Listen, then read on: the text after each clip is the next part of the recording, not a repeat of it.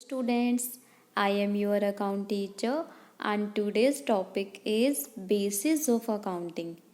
Small steps in the right direction are better than big steps in the wrong direction. सही दिशा में लिए गए छोटे कदम गलत दिशा में लिए गए बड़े कदमों से बेहतर हैं। इसलिए आप चाहे कदम छोटे लो बट राइट डायरेक्शन में लो। Accrual accounting versus cash accounting. Accounting का मेन ऑब्जेक्टिव क्या होता है? अकाउंटिंग पीरियड के एंड में जो बिजनेस एंटरप्राइज है उसके प्रॉफिट और लॉस को असरटेन करना। प्रॉफिट और लॉस को असरटेन करने के लिए हमारे पास अकाउंटिंग के 2 बेसिस हैं। First one is cash basis, second is accrual basis. जो कैश बेसिस है, इस सिस्टम के अंदर हम इनकम को तब तक रिकॉर्ड नहीं करते जब तक वो हमें कैश में रिसीव नहीं हो जाती। सेम जो एक्सपेंसेस हैं उनको भी तभी रिकॉर्ड किया जाएगा जब हम उनको कैश में पे कर देंगे। जो क्रेडिट ट्रांजैक्शंस हैं वो इस सिस्टम के अंदर रिकॉर्ड नहीं होते, इनको हम इग्नोर करते हैं जब तक कि वो हमें कैश में रिसीव नहीं हो जाती और कैश में हम उनको पे नहीं कर देते। जो ये सिस्टम है ज़्यादा यूज़फुल होता है किन पर्सन्स के लिए? जो प्रोफेशनल पीपल हैं, जैसे lawyers, doctors, chartered accountants etcetera. Advantages क्या है कैश बेसिस की? जो ये सिस्टम है बहुत ही सिंपल है, रियलिस्टिक है। जो कंजर्वेटिव पीपल होते हैं जिनकी विचारधारा कैसी है? रूढ़िवादी, जिनका मानना ये है कि जो इनकम है तभी होगी जब वो हमें एक्चुअल कैश में रिसीव हुई। अगर वो क्रेडिट है, जो इनकम एक्रूड हो चुकी है बट रिसीव नहीं हुई, उनको वो एज अ इनकम ट्रीट नहीं करते। जो उनकी रूढ़िवादिता है उसको भी सेटिस्फाई करता है ये सिस्टम। इस सिस्टम के अंदर एस्टिमेट लगाने की कोई भी रिक्वायरमेंट नहीं है। पर्सनल जजमेंट से भी जो अकाउंट्स है वो अफेक्ट नहीं होते। जो ये सिस्टम है उन एंटरप्राइजेस के लिए सुटेबल है जहाँ पर ज़्यादातर जो ट्रांजेक्शन्स है वो कैश बेसिस पर ही होती है। अब बहुत बार आप मार्केट में जाते हो, वहाँ पर एक बहुत सारी शॉप्स के बाहर एक बोर्ड लगा होता है और जिस पे लिखा होता है हमारे यहाँ पर जो माल है वो नगद में ही खरीदा जाता है, वह बेचा जाता है। तो सेम जो अपने अकाउंट्स होते हैं, जो वो शॉप वाले होते हैं, वो कैश बेसिस पर ही रिकॉर्ड करते हैं। डिसएडवांटेजेस, अब नुकसान क्या है कैश बेसिस ऑफ अकाउंटिंग के? It does not give a true and fair view of profit और loss and financial position of the enterprise. जो कैश बेसिस ऑफ अकाउंटिंग है वो एंटरप्राइज के प्रॉफिट एंड लॉस की एंड फाइनेंशियल पोजीशन की true and fair picture को present नहीं करता। क्यों? क्योंकि ये इग्नोर करता है किसको? आउटस्टैंडिंग एक्सपेंसेस को, प्रीपेड एक्सपेंसेस को, अक्रूड इनकम को and income received in advance को। आउटस्टैंडिंग एक्सपेंसेस कौन से होते हैं? जो बकाया है, ड्यू है। प्रीपेड एक्सपेंसेस जिनको हमने एडवांस में पे कर दिया। अक्रूड इनकम जो इनकम हमने अर्न कर ली बट रिसीव नहीं हुई। इनकम रिसीव्ड इन एडवांस जो हमें रिसीव हो चुकी है बट हमने उसको अर्न नहीं किया। तो इन सब को क्या करता है जो कैश बेसिस ऑफ अकाउंटिंग है वो इग्नोर करता है, जिस वजह से हमारे सामने जो ट्रू एंड फेयर पिक्चर है प्रॉफिट एंड लॉस अकाउंट की और फाइनेंशियल पोजीशन की वो हमारे सामने नहीं आती। जो ये सिस्टम है वो अकाउंटिंग के मैचिंग प्रिंसिपल को फॉलो नहीं करता। मैचिंग प्रिंसिपल क्या कहता है? जिस साल के जो एक्सपेंसेस हैं उनको उसी साल के इनकम या रेवेन्यू में से हमें चार्ज करना होगा, बट ये सिस्टम है जो इस प्रिंसिपल को फॉलो नहीं करता। इस सिस्टम के अंदर ज़्यादा पॉसिबिलिटी है कि प्रॉफिट्स को मैनिपुलेट किया जा सकता है। जो फ्रॉड है वो हो सकते हैं, जो अकाउंट्स के अंदर धोखाधड़ी है वो भी आसानी से की जा सकती है, क्योंकि जो पेमेंट्स हैं उनमें डिले भी हो सकती है और वो जल्दी भी कर सकते हैं। सेम ऐसे ही जो इनकम्स होंगी वो पोस्टपोन भी हो सकती है और उनको जल्दी कलेक्ट भी किया जा सकता है। जो कैपिटल एंड रेवेन्यू आइटम्स हैं उनमें हम कोई भी डिफ्रेंशिएट नहीं करते कैश बेसिस के अंदर। इस वजह से जो प्रॉफिट्स हैं अलग अलग ईयर्स के उनमें कंसिस्टेंसी नहीं होती।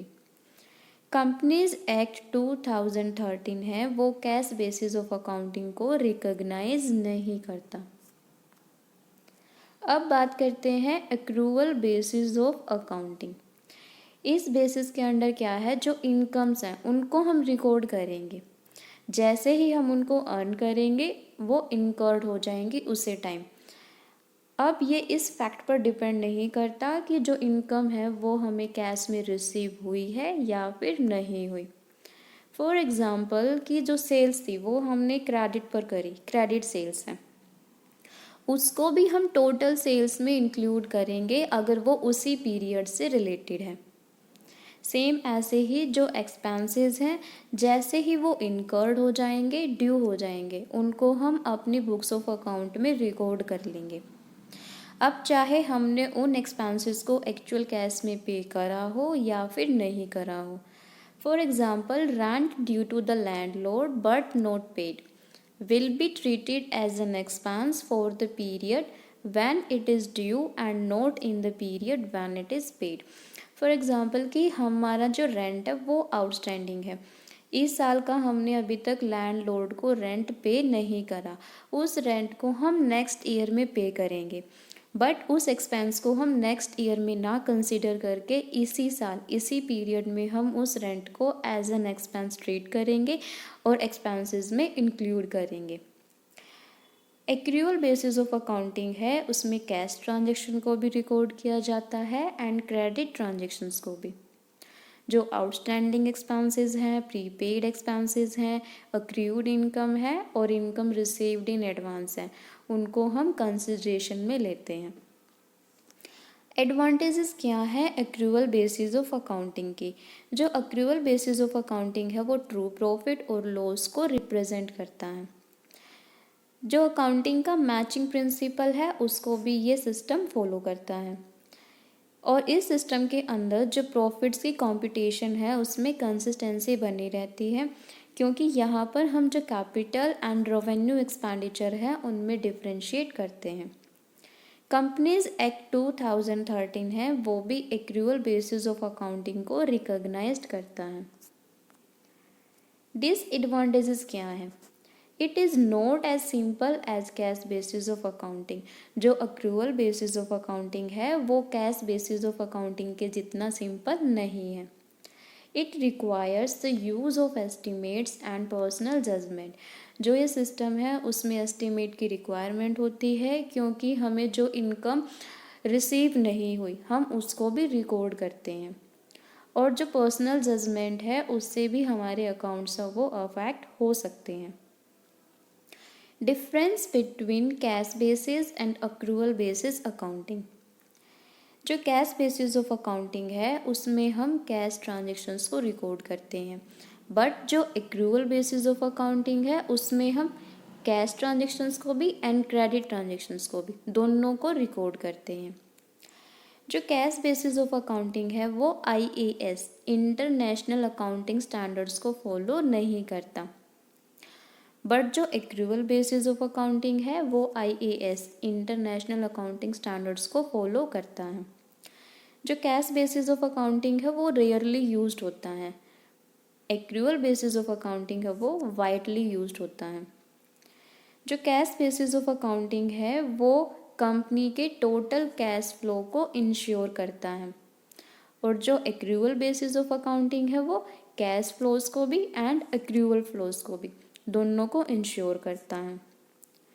जो कैश बेसिस ऑफ अकाउंटिंग है वो कंपनी के सामने जो फाइनेंशियल चेंजेस आए एक स्पेसिफिक पीरियड में उनको प्रेजेंट नहीं करता, बट जो एक्रूअल बेसिस ऑफ अकाउंटिंग है वो कंपनी के सामने जो भी फाइनेंशियल चेंजेस आए हैं एक स्पेसिफिक पीरियड में उनको प्रेजेंट करता है।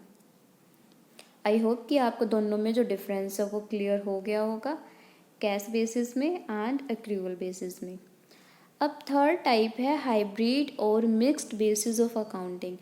जो ये अकाउंटिंग का बेसिस है वो मिक्सचर है किन का, दोनों का, कैश बेसिस का एंड एक्रूवल बेसिस का। देखो कैसे, एक्रूवल बेसिस AP प्लस में cash basis CB is equals to hybrid basis HB और MB मिक्स्ड बेसिस। जो हाइब्रिड बेसिस ऑफ अकाउंटिंग है उसके अंडर हम क्या करते हैं, जो रेवेन्यूज़ हैं, एसेट्स हैं, यानी कि जो इनकम है उसको तो हम कैश बेसिस पर रिकॉर्ड करते हैं, बट जो एक्सपेंसेस हैं, लाइबिलिटीज़ हैं, उनको हम एक्रूवल बेसिस पर रिकॉर्ड करते हैं। ज़्यादातर जो प्रोफेशनल पीपल हैं जैसे डॉक्टर्स हो गए, लॉयर्स हो गए, वो हाइब्रिड सिस्टम ऑफ अकाउंटिंग को फॉलो करते हैं, अडॉप्ट करते हैं। और इसी सिस्टम के बेसिस पर जो रिसीट्स एंड एक्सपेंडिचर अकाउंट है उसको प्रिपेयर किया जाता है। किस पर्पज़ से, जो भी उनकी नेट इनकम है एक पर्टिकुलर पीरियड में उसको असरटेन करने के लिए। जो हाइब्रिड सिस्टम ऑफ अकाउंटिंग है वो आउटस्टैंडिंग इनकम को तो इग्नोर करता है बट आउटस्टैंडिंग एक्सपेंसेस को कंसिडरेशन में लेता है। जो हाइब्रिड सिस्टम ऑफ अकाउंटिंग है वो एक्सेप्टेबल है एंड अप्रूव्ड सिस्टम है as per the judgement of the courts. I hope कि आपको जो लेक्चर है system of accounting, basis of accounting, वो अच्छे से समझ आया होगा। बट फिर भी अगर किसी को डाउट हो तो वो नीचे कमेंट में बता सकते हैं।